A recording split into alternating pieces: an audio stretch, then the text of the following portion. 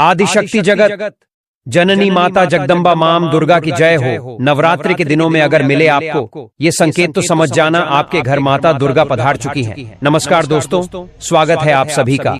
दोस्तों आइए दोस्तों, अब हम जानते हैं नवरात्रि के वह 7 संकेत जो बताते हैं माता रानी आपसे बेहद प्रसन्न है एवं आपके घर आ गई है।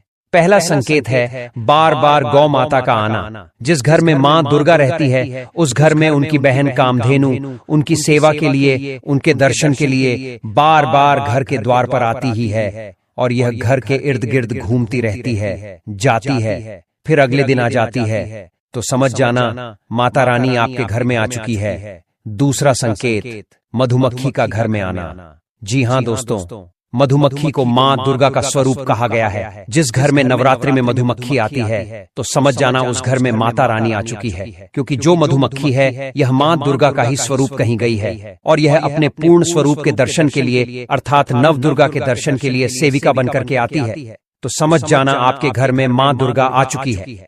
तीसरा संकेत ज्योति का तीव्र गति में जलना। जी हाँ, अगर आपने अपने घर में माता रानी की प्रसन्नता के लिए भक्ति प्राप्त करने के लिए ज्योति स्थापित करके रखी है और अगर ज्योति की लौ अचानक से तीव्र गति से जल रही है या जो धूप अगरबत्ती आपने जलाई है उसने ओम की आकृति बनने लग जाए तो समझ जाना ज्योति के समक्ष स्वयं माता रानी खड़ी है और आपको भी अंतरात्मा से माता रानी के होने का एहसास होगा। तो इन संकेत से भी पता कर सकते हैं कि माता रानी आपके घर में आ चुकी है। चौथा संकेत नवरात्रि में दीपक की बाती में फूल का बनना। अगर आपके दीपक की बत्ती में अचानक से फूल बनने लगे तो समझ जाना नवदुर्गा माता आपके ऊपर बहुत प्रसन्न है, आपके ऊपर पूर्ण रूप से अपनी कृपा बरसा रही है और माता रानी आपके घर में आ चुकी है। आपके सभी कष्टों को दूर करके माता रानी इस लोक से फिर जाएंगी, अर्थात आपके घर से जाएंगी। दोस्तों पांचवा संकेत बताते हैं बार बार घर में अगर काली चींटी निकलने लगे, अगर काली चींटी समूह में निकल रही है और रास्ता काट रही है तो समझ जाना माता रानी आ चुकी है और आपकी सभी प्रकार की इच्छा को पूर्ण करके ही जाएंगी। यह माता लक्ष्मी के होने का एहसास कराता है। छठवां संकेत अचानक घर में मनमोहक सुगंध आने लगे। अब ये संकेत बहुत ही ज्यादा बड़ा संकेत है दोस्तों। अगर आपको अपने घर में अचानक से इत्र, परफ्यूम, मोगरे जैसी या कोई भी मनमोहक सुगंध आने लगे, तीव्र सुगंध आने लगे, ठंडी हवा चलने लगे तो समझ जाना माता रानी आ चुकी है और अपने होने का एहसास आपको दे रही है। आप तुरंत इस संकेत को समझ करके माता जगदम्बा को मन ही मन प्रणाम करना। तो इन संकेतों से भी पता कर सकते हैं कि माता रानी आपके घर में आ चुकी है दोस्तों। सातवां संकेत फटे कपड़े पहने। अगर कोई याचक आ जाए तो समझ जाना माता रानी आपके द्वार पर याचक बन करके आ चुकी है। नवरात्रि में कोई भी याचक आए तो खाली हाथ भूल कर भी मत जाने देना, क्योंकि स्वयं माता रानी परीक्षा लेने के लिए हमारे घर में याचक बनकर के आ जाती है, क्योंकि ईश्वर अपने भक्तों की परीक्षा लेने के लिए धरती पर स्वयं आते हैं। आप याचक को भरपेट भोजन कराना एवं कुछ दक्षिणा भी अवश्य देना। वास बना लेती है और वहीं निवास करती हैं। बस नवरात्रि शुक्रवार के दिन इस चीज का त्याग करना चाहिए, पालन करना चाहिए। नवरात्रों में लहसुन, प्याज और खट्टा, फिर चाहे आपने व्रत भी नहीं रखा है फिर भी आपको शुक्रवार के दिन या अन्य दिनों में लहसुन प्याज नहीं खाना चाहिए। लेकिन हाँ, पानी पूरी आप खा सकते हैं, वह भी जब नवरात्रि समाप्त हो जाए दोस्तों। नवरात्रि के दिन सेब जरूर खाना चाहिए। शास्त्रों में बताया जाता है कि भगवान के भोग में सेब आदि जरूर किया जाता है। अगर आपका व्रत है तो आपको सेब जरूर खाना चाहिए। केला, पपीता, तरबूज और मीठे अंगूर जरूर खाना चाहिए। इन फलों से व्रत भारी को शक्ति मिलती है और व्रत संपूर्ण हो जाता है। शास्त्रों में बताया जाता है कि नवरात्रों के दिनों में सीताफल जरूर खाना चाहिए।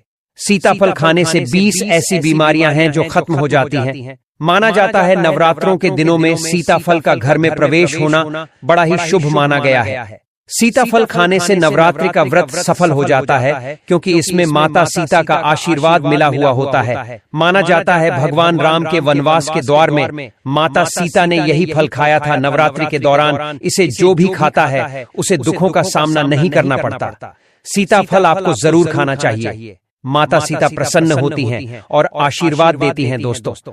नवरात्रों में तेल की तली हुई हरी मिर्च खा सकते हैं, लेकिन कम मात्रा में खाना है। व्रत के दौरान ज्यादा तीखा नहीं खाना चाहिए। व्रत में तीखा खाने से व्रतधारी की जो पेट की आंतें होती हैं उसमें जख्म हो सकते हैं। क्योंकि इस दौरान हम व्रत का पालन करते हैं तो हमारे पेट में कुछ नहीं होता, इसीलिए हल्का खाना खाना सर्वप्रिय और उत्तम माना जाता है। व्रतधारी को रसीले आलू अवश्य खाना चाहिए। इससे हमारे शरीर में ऊर्जा की भरपूर जरूरत जो होती है पूरी हो जाती है। आप आलू का पानी पी सकते हैं। रसीले आलू जरूर खाना चाहिए दोस्तों। नवरात्रों में भिंडी की सब्जी जरूर खाना चाहिए। भिंडी में कई ऐसे पोषक तत्व होते हैं जो हमारी हड्डियों को मजबूत बनाते हैं तथा नवरात्रों में बैगन की सब्जी जरूर खाना चाहिए। लेकिन याद रहे, जब नवरात्रों में सोमवार पड़ जाए तो बैगन की सब्जी मत खाना, पाप लगेगा। नवरात्रों में सब्जी में हरा धनिया जरूर डालना चाहिए। हरे धनिये से भी व्रतधारी को पोषक तत्व मिलते हैं। नवरात्रों में हरा धनिया अवश्य खाए, इससे जो शुगर लेवल होगा वह कम हो जाएगा।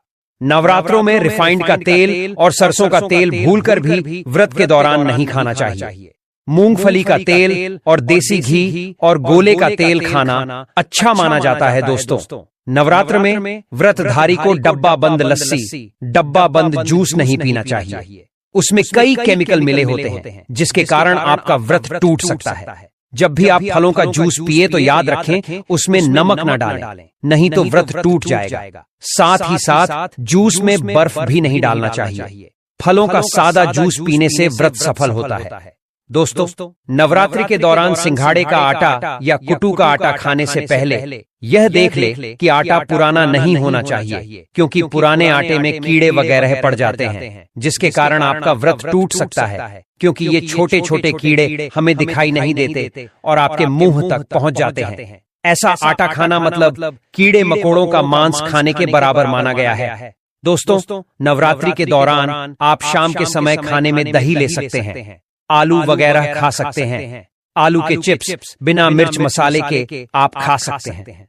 साबूदाने की टिकिया बनाकर भी खाई जा सकती है। साबूदाने की खिचड़ी खा सकते हैं। आलू के पापड़ भी खा सकते हैं। कई सब्जियां तो ऐसी है जो नवरात्रि के दौरान भोजन में शामिल कर सकते हैं। इससे आपको एनर्जी मिलेगी और व्रत सफल हो जाएगा। नवरात्रि के दौरान आप दूध पी सकते हैं जो आपको ताकत देगा। चाय वगैरह भी पी सकते हैं, लेकिन याद रहे उसमें नमक ना डालें। चाय में नमक डालने से व्रत भी टूट जाएगा और हड्डियां भी कमजोर होने लगती हैं। एक बात का ध्यान रहे, व्रतधारी को पेट भर खाना यानी गले तक भोजन नहीं करना चाहिए, नहीं तो व्रत रखने का कोई भी पुण्य फल प्राप्त नहीं होता। व्रत में भोजन आप थोड़ा थोड़ा खा सकते हैं। दोस्तों, नवरात्रि के 9 दिन आदिशक्ति माँ दुर्गा को समर्पित होते हैं। नवरात्रि के 9 दिन माता रानी के 9 अलग अलग स्वरूपों का पूजन किया जाता है। नवरात्रि के 9 दिनों तक माता रानी को अलग अलग स्वरूप के हिसाब से अलग अलग पुष्प, अलग अलग भोग अर्पित किए जाते हैं। लेकिन क्या आप जानते हैं कुछ ऐसी वस्तुएं हैं जिन्हें नवरात्रि के दौरान भूलकर भी माता रानी को अर्पित नहीं करना चाहिए। अगर इन वस्तुओं को आप गलती से भी माता रानी को अर्पित कर देते हैं तो आपको व्रत और पूजन का पूर्ण लाभ नहीं होगा।